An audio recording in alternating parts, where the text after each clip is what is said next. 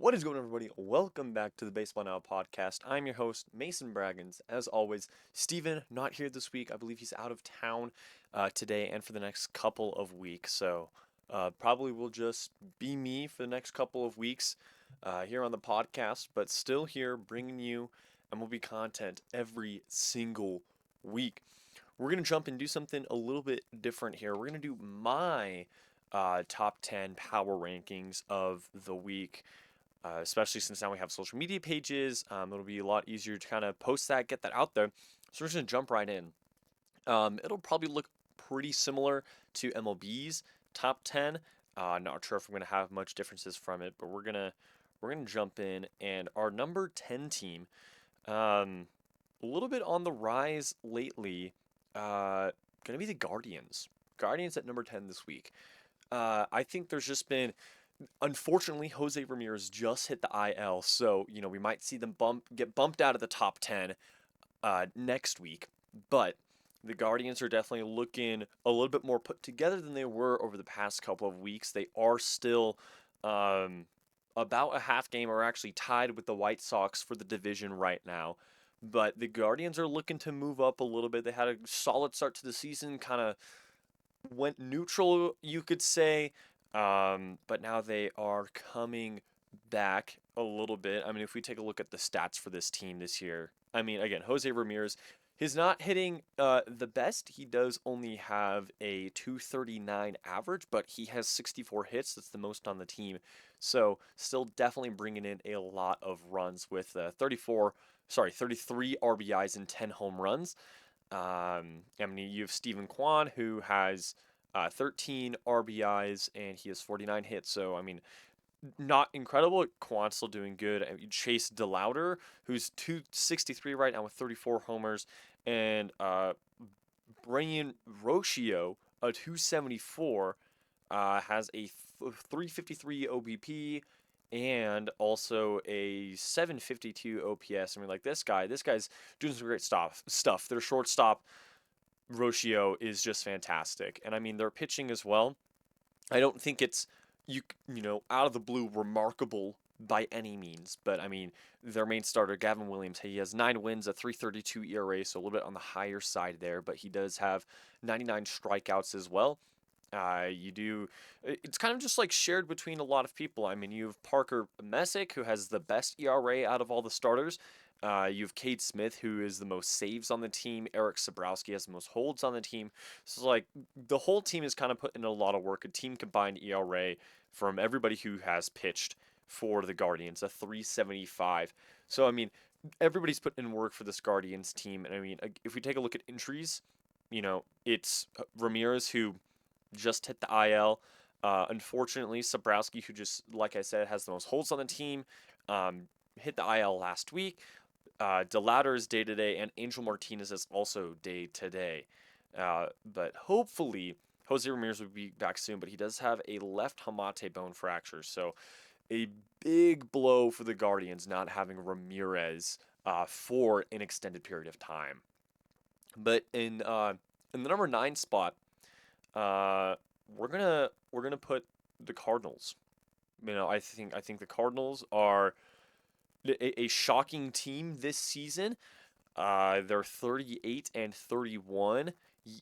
Yeah, I mean, I don't know. This team, I think, was one that definitely is surprising me and probably surprising Steven as well. I know that both he and I had this team probably like right in the middle of this division, but they're currently sitting at second.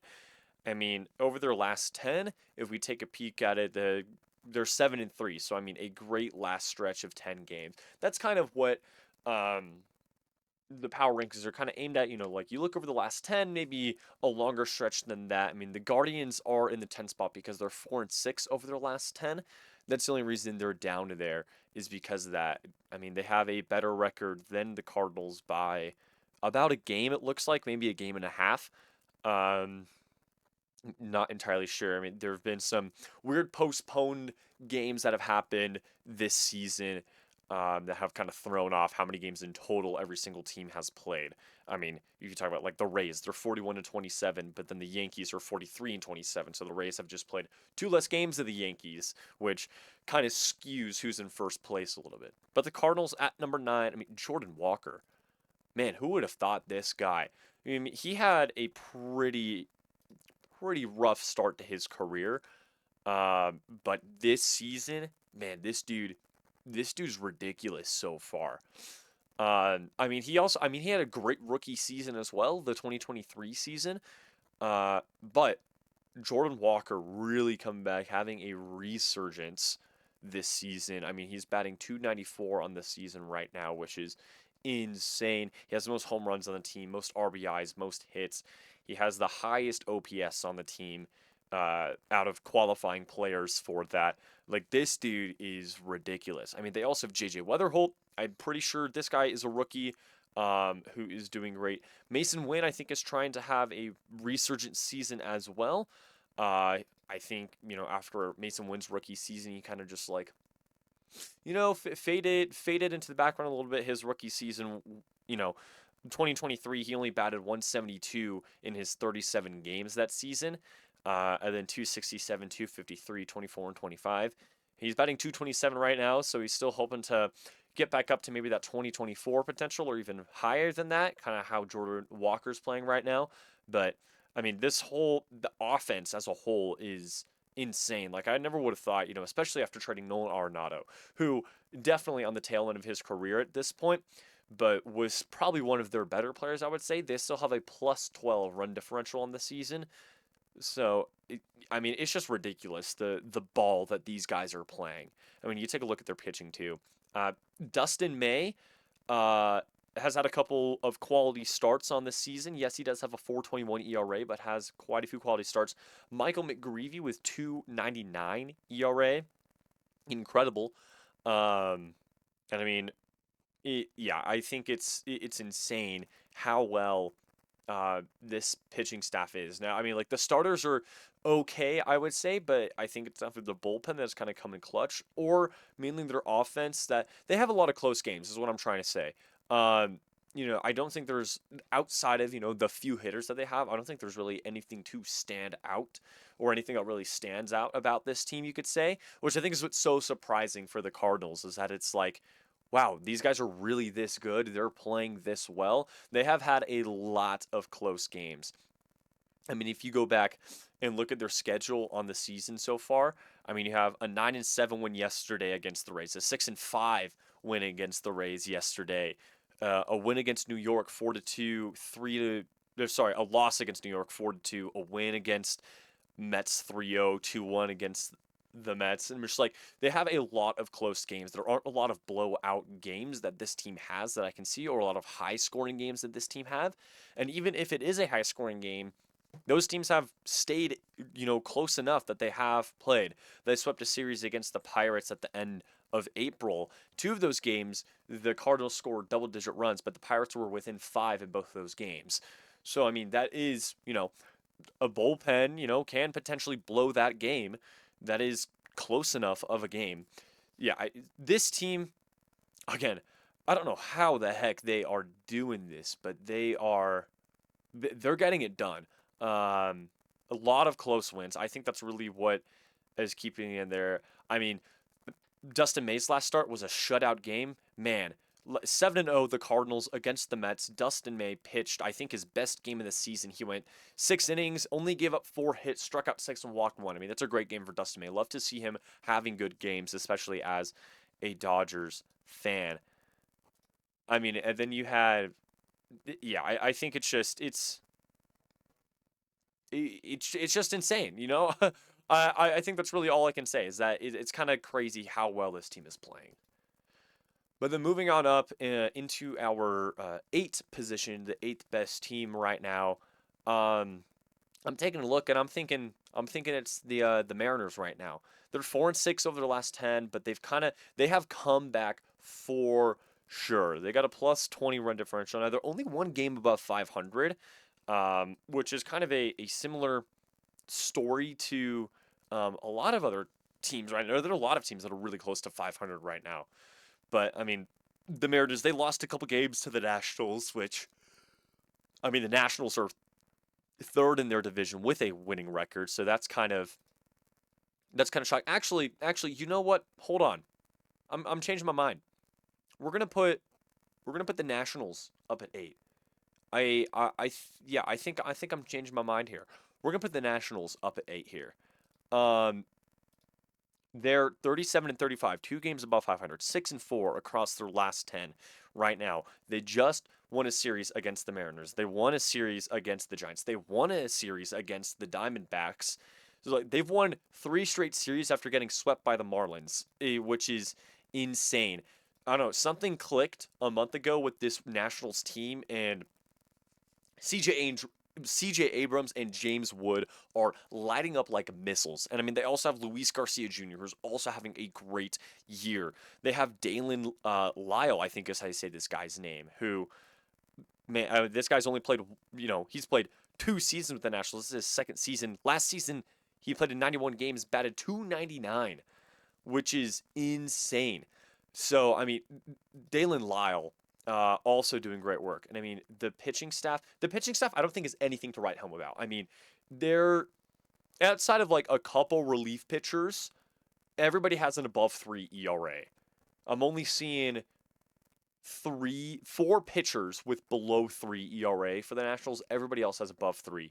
They're, I mean, you take a look at their, I guess, 5 starters, you could say.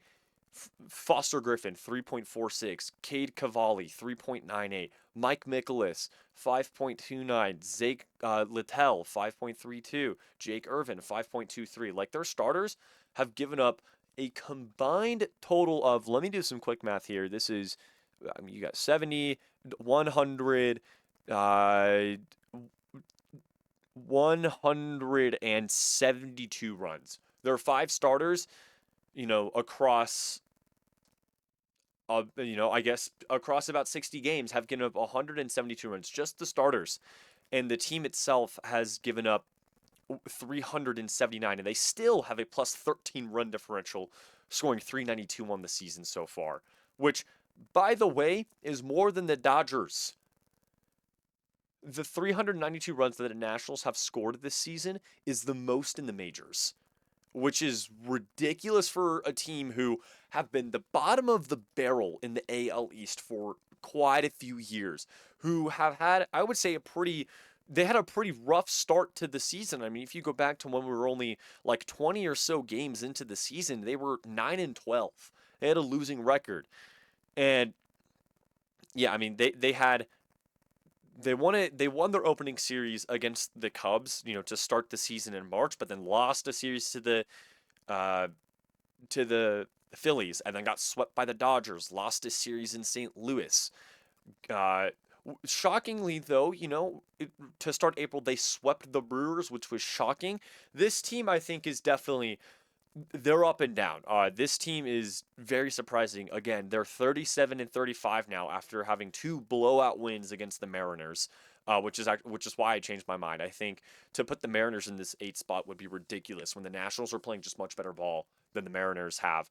Now, I mean, like, yes, the Mariners have had a okay stretch of games. They're 4-6 over their last 10, and they seem to be showing signs of life, but I think the other 3 teams that I've already talked about on this list so far are playing better ball than the Mariners.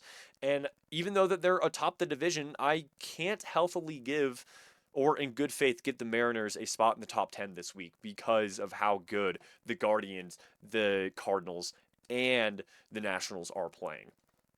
So that'll bring us up to the 7th spot. The Phillies, who are second place in the NL East. Similar story to the Nationals. They're 6-4 across their last 10. Now, the Phillies have a minus 23 run differential, still have not scored over 300 runs on the season, which is insane. The Rockies have scored over 300 runs in the season. Now, I think that's in part due to their series against the Athletics that the Rockies just played, where they had quite a few high scoring run games. But yeah, the Phillies have a minus 23 run differential, have given up 308 runs, have only scored 285. So I think that's part of why that run differential is so low, is because, I mean, let's take a look at their pitching first. How locked in has their pitching been?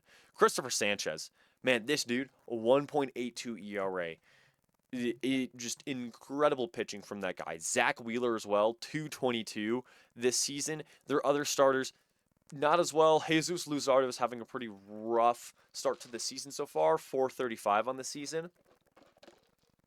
But I mean, if you look at their most consistently used relief pitchers, Johan Duran, a 190 ERA, and he has 35 strikeouts. Is it looks? I mean, he's one of their most used relief pitchers. They're the ones that are used more have a higher ERA than that. But I mean, you look at him and he's definitely doing the best. He has the most saves for the team as well. Their offense, I mean, after what seemed to be like a very scary start to the season, uh, showing signs of life, thankfully. Brandon Marsh, who would have thought this guy batting 322, which is insane. And I mean, Kyle Schwarber, I mean, they have him on a team for a reason. Sure, he's batting 247, but he has 24 home runs. And I mean, what? We're about 70 games into the season, I believe. Or, yeah, right about 70 games into the season, and Schwarber has 24 home runs. He's got the most RBIs, which is insane. I mean, Bryce Harper had a terrible start to the season, but now he's batting 256 with an 860 OPS as well. Harper has 39 RBIs on the season. That's the second most on the team. So, I mean, the offense is finally showing signs of life. There are definitely still people who are, like, just not here at all. I mean, like, across the, people who have started the most. I mean, Adolis Garcia, 195. Trey Turner, 219. Alex Bohm, 219. Um, Bryson Stott, he's doing okay. He's got a 232 right now. But I mean, like JT Realmuto, 210. So, I mean, this team, I think, they've got the guys who are hitting well and they got the guys who are hitting bad. We're taking a look at their schedule. I mean, a few blowout wins, but, some also very close wins as well, or close losses. They had a really rough stretch in April where let me count, 1, 2, 3, 4, 5, 6, 7, 8, 9. They lost 10 straight games in April, which I think really set this team back after kind of like a back and forth start to the season. Before that stretch, they were 8-8 and then lost those 10 straight. And now they've crawled their way back, you know, winning a series against the Marlins, winning against the Athletics, winning against the Rockies in May, winning against the Red Sox, sweeping the Pirates. A couple lost series here in between, but they swept the Padres at the end of May, it looks like, and then swept them again in June, which is insane. The Phillies played in San Diego, swept the Padres, went south to LA, lost the series against the Dodgers. They took one game, then went back to Philadelphia where the Padres went to play them, swept the Padres, which is that's just embarrassing for the Padres. Getting swept twice after having a 3-game break in between, that's embarrassing for them. But glad it happened because I don't like the Padres. But this Phillies team, I think, definitely gets this 7 spot. But a team I never thought I would ever talk about. And I mean, I think I said this when the Athletics for a moment were in the top 10. But the Chicago White Sox take the 6th spot this week. They're 6-4 across their last 10, 38-32, winning a series against the Dodgers. I can't believe that. Unbelievable. Unbelievable. I'm mad about that. Like very mad about it. I'm just like, it's good for the White Sox. The South Side is having the time of their life right now. And something I will say, okay, Munetaka Murakami, who's been on the IL for I think 2 weeks now, still has the most home runs on the team. And the fact that this team is still winning without Murakami playing for them, I think really says something. I don't know what it is. I don't know what their head coach, is telling them, the energy that's in the clubhouse. But this team is alive and well this season. Chase Merrido batting Meadroth is how you say that. I totally misread that. Chase Meadroth batting 280 on the season with 25 RBIs and 71 hits. That leads the team, by the way. Andrew Benintendi, 236 with 32 RBIs and 48 hits. Colson Montgomery, 223 with 40 RBIs, 55 hits. Murakami, again, who's been out for 2 weeks, still one of the best players on the team despite missing over missing those 2 weeks. Tristan Peters, their center fielder, batting 294, which is insane. He has 21 RBIs and 52 hits.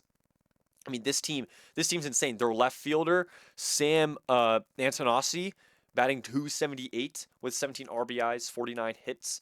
I mean, it's ridiculous. Like, their whole team is playing so well right now. And I mean, their pitching, who would have thought, that their pitchers would all be below five? For a team that has been historically one of the worst teams in baseball, at least over the past decade or so, um, their starting pitchers not having above five ERAs, I think that's a big win. Davis Martin, a 241, but then their other, um, I guess, three main starters, you could say: Sean Burke, Anthony Kay, Eric, uh, Eric Fetty. I don't know how you say that. All have below five ERAs, and I mean their bullpen is okay, I guess you could say. I mean they have a team ERA of 4.29. It it's just shocking, how well this team is playing. They have managed to scrape back and have a plus 12 run differential, scoring 333 runs. This team is doing some crazy stuff. Um, yeah, it's insane, and it looks like Murakami will be out for just a little bit longer. The Yeah, he had a what is this? Pla- a platelet-rich plasma injection for his hamstring. I believe he has a hamstring strain right now. Um, but yeah, I mean it's insane how well this team is playing, and they just traded for Trevor Story. So if Trevor Story shows signs of life down in AAA, um, you know, he might get called up. I think that's very I think it's very probable that it happens. I think a shocking move. Now the Guardians didn't really have much use for Trevor Story, but I think if Trevor Story can show his worth, his potential, maybe show a little bit of his Rockies day for when he was in Colorado, show some of that life in Chicago. I think the White Sox will get very good use out of him.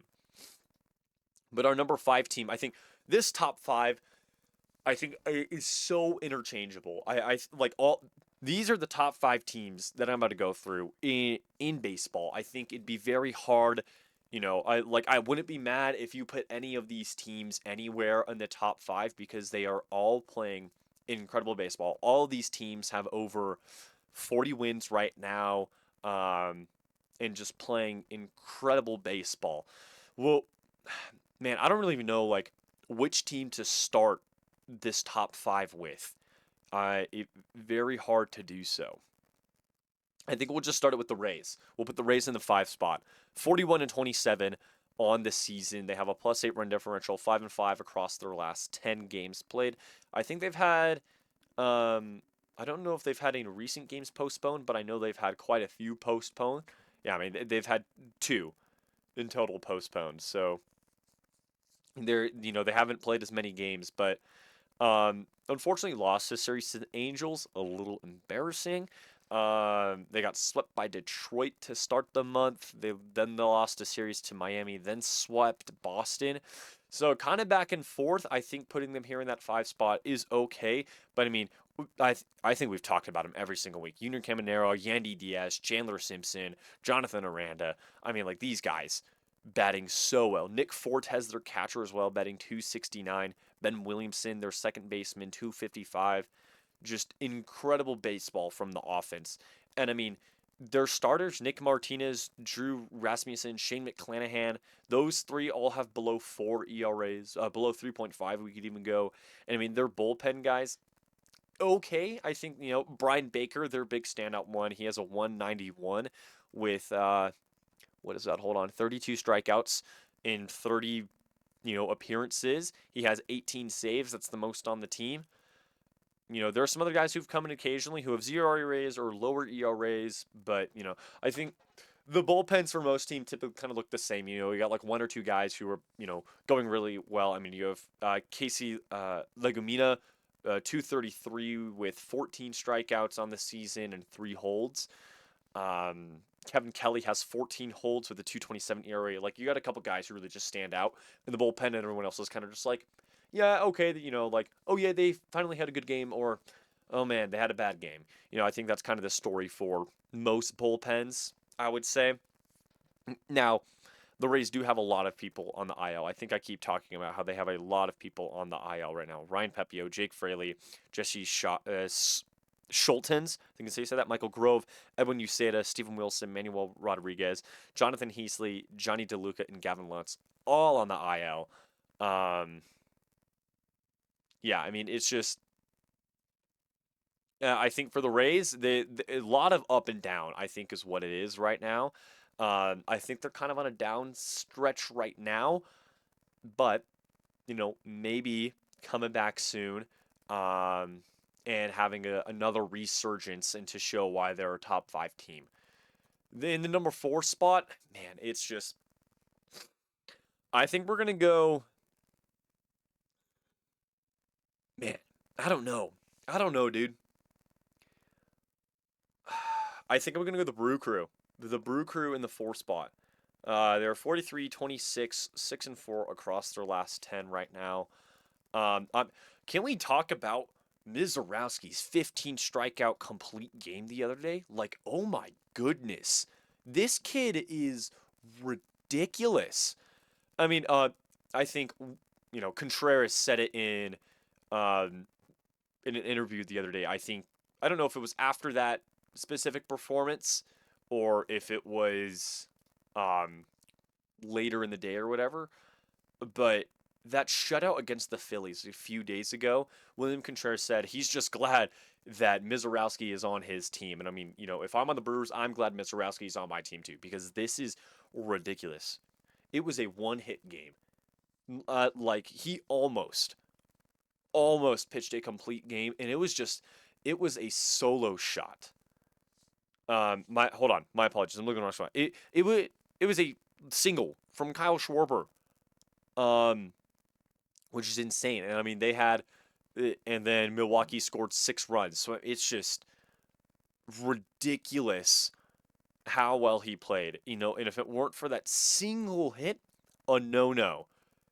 I think, I don't know if that would have been his first career no hitter, but I mean, the Brewers, ridiculous. And I mean, it's like, he faced the minimum. He only faced 27 batters because I think whoever came up next, while Schwarber was on base, grounded into a double play, which kept him on the minimum. So he only faced 27 batters that game, gave up 1 hit. Yeah, I mean, incredible.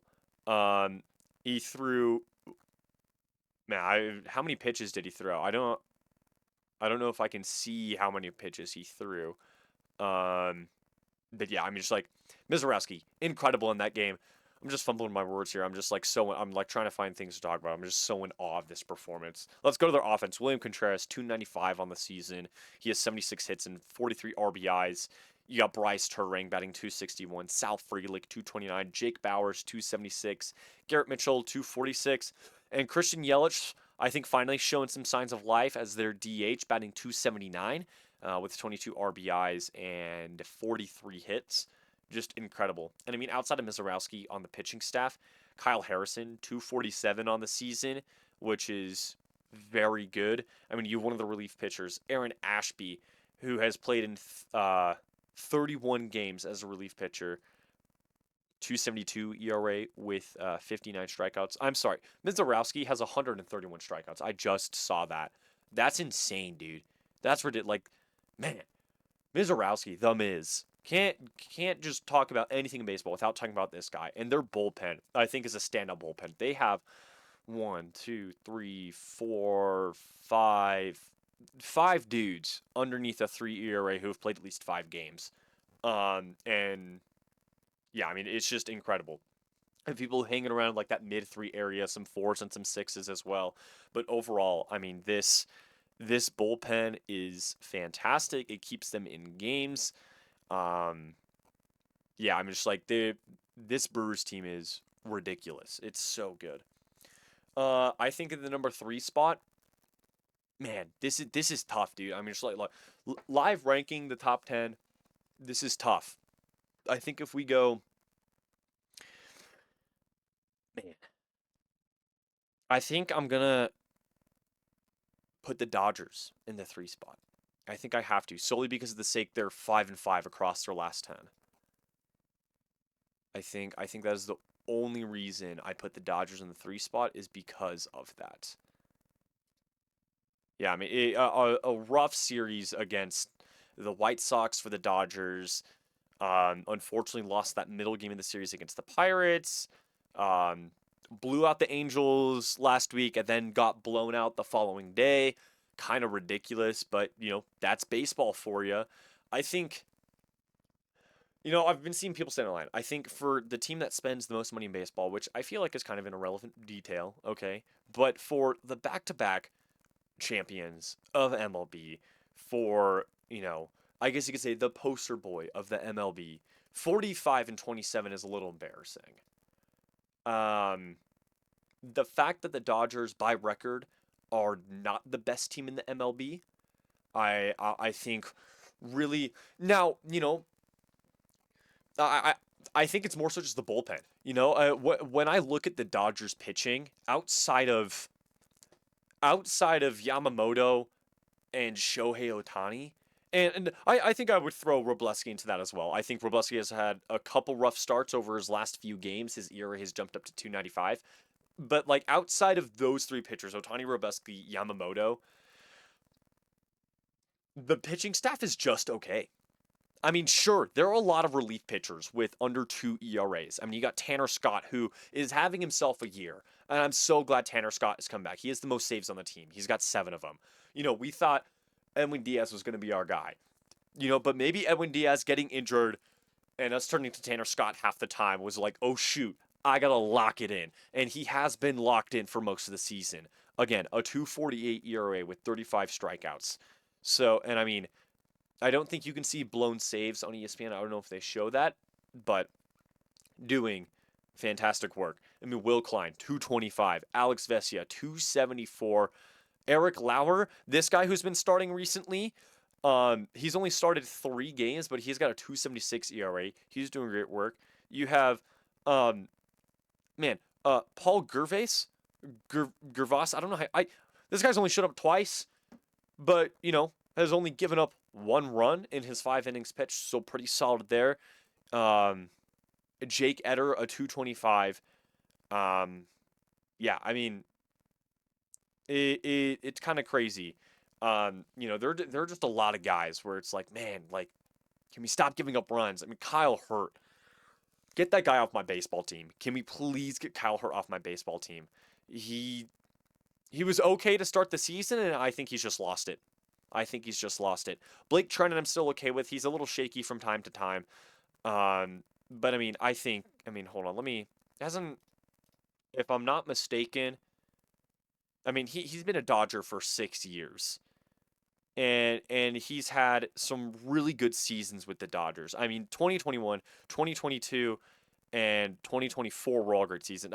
He didn't play 2023. I think he spent the um, entire season injured in 2023. Or I don't know what happened in 23, but he didn't play. Um, but yeah, I'm just like Blake Trinan. I really like him. I hope he can lock it in. I know a lot of people don't like him. I do. And I hope he can I hope he finds better footing because I want him to do well. I want him to be a part of that closing duo of Tanner Scott and Blake Trinan. That like we tried to have that duo last year and they both sucked.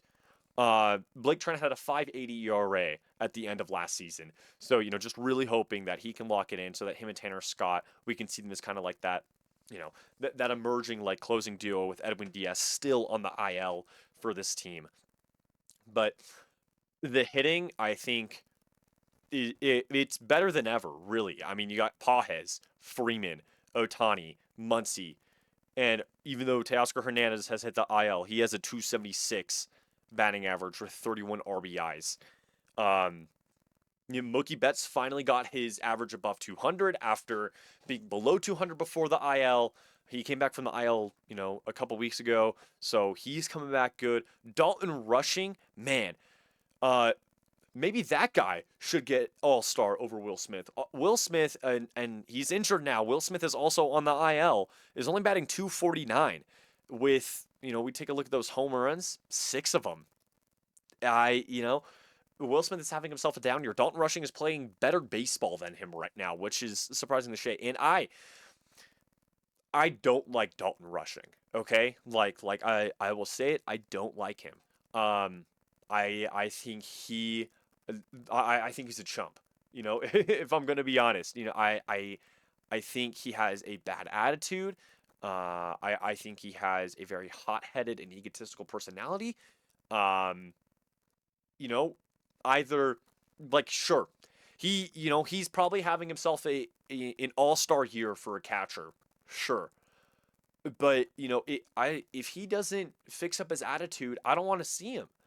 Um, he trash talks other players in the league. He trash talks teams in the league. He just plays dirty. I don't know, man. I don't like watching him play baseball sometimes. Um, yeah, but I mean, you got other players as well. Call, uh, batting 259. Haesung Kim batting 259. Miguel Rojas batting 259. Ryan Ward, who we called up because of some injuries, he's batting 237. Um, Santiago Espinal batting 268. I'm sorry though, this guy's defense is not good. I mean, oh my gosh, hold on. Let me take a look at the fielding war. Where is he? Where is he? Bro is barely doing better than the bare minimum. And we take a look at Haesung Kim, who's doing much better than him.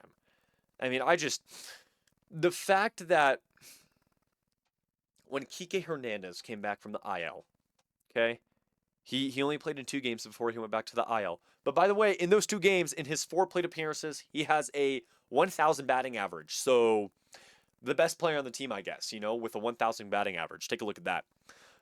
um, but what was I saying? Sorry, Haesung Kim. The fact that we sent him down to AAA, um, after Kike went back on the IL for the second time. Oh my gosh. Okay, let me make this clear. Let me start over. I'm sorry. I'm sorry. Kike Hernandez comes back from the IL. We DFA Santiago Espinal to make room for Hernandez on the starting roster. Then after 2 games of him playing, he goes on the IL again with an oblique injury this time. So instead of, like recalling just Ryan Ward or somebody from the minors, or just like putting someone else on our spot. No, we re-signed Santiago Espinal and kick Haesung Kim to AAA.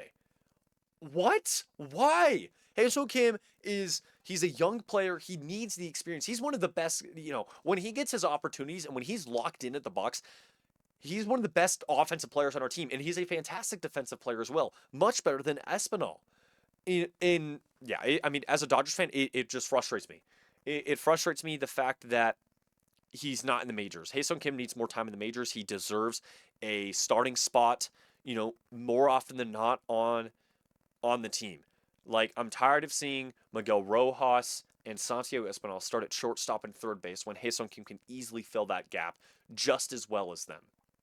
It's not just. I love Miggy Rowe, by the way. I love Miguel Rojas. I think he's a hilarious dude. He's a great ball player as well. He's having a great year this year as well. Um, but the fact that we're pairing Espinal and Rojas, at second and third base or short and third base when Mookie has a day off instead of Haesung Kim and Rojas, kind of dumb. I'm just gonna say it. But the second best team in baseball, at least in my opinion, the Yankees right now. They're 7-3 across their last 10. And yeah, they just had a really good stretch of games, sweeping Cleveland after losing a series to them. Split, I guess, a series against Boston, you could say. One of those games was postponed, so they only played 2 instead of 3. Then winning a series against the Blue Jays had a comeback win the other day as well. But the Yankees, I mean, this team is doing fantastic. I mean, you got Bellinger, who's playing great. Ben Rice, man, that dude is insane. Judge still batting well. Jose Caballero, Also batting well. Chisholm, I think, is starting to show maybe, I don't know. He definitely still has a awful baseball IQ. He has a 27.3% success rate or something with his ABS challenges, which is he. I see people like over there. It's like Jazz Chisholm, I think at the start of the year, this year said, I'm going to have a 50-50 season. Well, he's on pace to have a 50-50 season. 50 failed ABS challenges and 50 fielding errors. That's for sure. And somehow he still has a 1 offensive war. But yeah, I mean, that negative point 0.3 defensive war for Jazz Chisholm is not doing it. But I mean, Ben Rice just leading the team in pretty much every category. This dude is ridiculous. I don't know how he does it. Paul Goldschmidt, by the way, their backup first baseman in 156 plate appearances, about half, or just over half what Ben Rice has, batting 295. Incredible. Um, yeah, so that's great as well. I mean, we take a look at their pitching. You have, oh my gosh, I mean, Cam Schlittler, Ryan Weathers, Will Warren, uh, incredible. And I mean, you got Carlos Rondon. He's back. He started 6 games. He's got a 3.19, so finally got it down after a couple rough starts. Garrett Cole, I think he's still on the IL. Is that correct? No, or he just came back from the IL. Is that what that was? I can't remember. But across 4 starts for Garrett Cole, he is 245, so that's pretty good. Um, yeah, I mean their starting pitching is pretty solid. The bullpen is okay. A lot of threes in the ERAs, but quite a few, a couple ones for a few relief pitchers and quite a few twos for some relief pitchers. Um, yeah, I think it's something just this offense that is just powering them forward. They have got a plus 107 run differential, numerous blowout wins on the season. I mean, they, on opening night of baseball, they blew out the Giants 7-0 at home for the Giants. Blew out Seattle early in the season, blew out Miami early in the season. Um, Blew out the Royals twice in the same series, blew out the Astros twice, blew out the Orioles 3 times in the same series. Actually, 4 times. That entire series was a blowout. Um, yeah, lots of blowout wins for this team. And I mean, they had a stretch where they won 6 straight games before, losing a game to the Athletics. And again, right now, they're 7-3 across the last 10. So deservedly a number 2 spot. But the best team in baseball, the Braves. I mean, they have the best record in the league and some of the best bats in the league. You got Matt Olson, 270. Ozzie Albies, 279. Mauricio Dubon, 259. Michael Harris II, 303. Acuna, 251. Drake Baldwin, 303. Just incredible. Dominic Smith, their DH, 282. Their backup shortstop, 287. Just incredible bats from this Braves team. I mean, they're starting pitching. Chris Sale having himself a year, 230 on the season. Martin Perez, 290. The other 2 starters just okay. Bryce Elder, 315. Grant Holmes, 405 in those ERAs. Um, but I mean that oof, dude. The the relief pitching pairing of Robert Suarez and Rafael Iglesias, incredible. And they also have Dylan Lee up in there, who has got a 114 with 40 strikeouts across 33 games played. Great stuff. You got Dylan Dodd as well, who's played 11 games, a 117 ERA. So, I mean, they've got some great pitching in their bullpen, some great relief pitchers, some great closers as well. I mean, it's just this Braves team is scary to watch. Like, they definitely have figured it out, to say the least. I mean, it's no, I definitely didn't think that they would be this good. I think I want to say I had them. They were either second or third in the division. I can't remember where I placed them. But I had like the Phillies above them. I might have had the Mets above them. But man, the Braves have a plus 107 run differential and absolutely raking this season. So I mean, it's just incredible. It's just incredible how well, um, I guess they're playing, to say the least. I'm kind of like at a loss for words. I don't really have much more to say because of how just how impressive it is. But I do want to take a moment and talk about here for the next few minutes what the heck is happening in Chicago. Like you saw, and, we had them in the top 10, the White Sox at number 6 in the caption right here. White Sox are red hot. Um, South Side is showing better signs of life than North Side right now. The Cubs are 5-5 across the last 10, 37-35 on the season. And I think the Cubs are definitely still alive. I think they're in it. But, I mean, they've just had a rough stretch of games, where, I mean, yes, they've won quite a few, but, I mean, they lost 2 games in Colorado, and they've played San Francisco twice over the past 10 days, and it looks like that they split the series 3-3 across. But I mean, they had a really bad stretch in the middle of May, losing 2 games to the White Sox, getting swept by the Brewers, and then getting swept by the Astros. So I don't know. I think they had that rough stretch, and then they were kind of like, oh, we're like kind of back. I don't really know what the Cubs are doing. They definitely still seem lost, whereas the White Sox are just red hot right now. Um, no, I talked about them briefly again, but the fact they're playing this well without Murakami really says something about this team. A lot of young guys on this team who want to win, who want to play good baseball, and that's what they're doing. That's what they're doing. And I mean, the White Sox, won 2 games against the Braves. The third game got postponed, and then they won 2 games against the Dodgers. Which is ridiculous. So tomorrow they start a series against the Yankees. They'll be playing in New York, but I mean, yeah, Chicago is kind of crazy right now. With both the White Sox and the Cubs both being right above 500. White Sox seeming like they're playing better. The Cubs not as much, even though they're only like a game behind, really.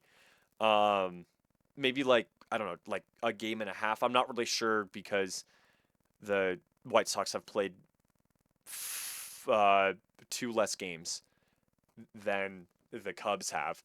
Um, but yeah, I mean it's kind of crazy over in Chicago right now. Um, the Rockies, I will say, maybe looking to get back into it. I don't know. They're still below 30 wins. Same thing with the Giants. Things maybe are looking up after their ridiculous 23-run win yesterday against the Athletics. That was insane.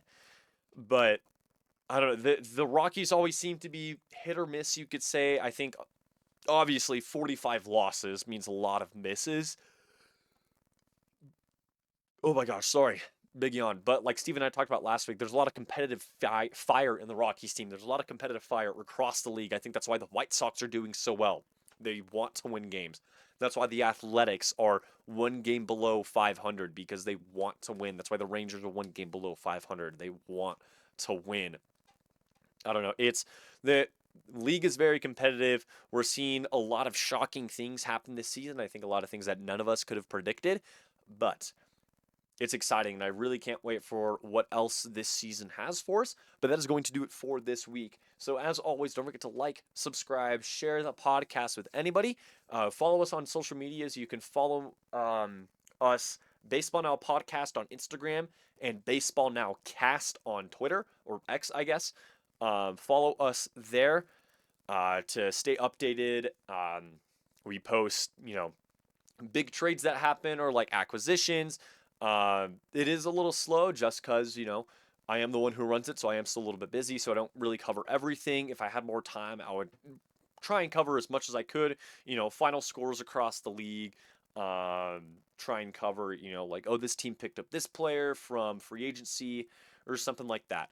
I try to cover more on the social medias, but we have them started, so go follow those. But yeah, again, just thank you everybody so much for watching. We appreciate the support, and see you guys next week. Peace out.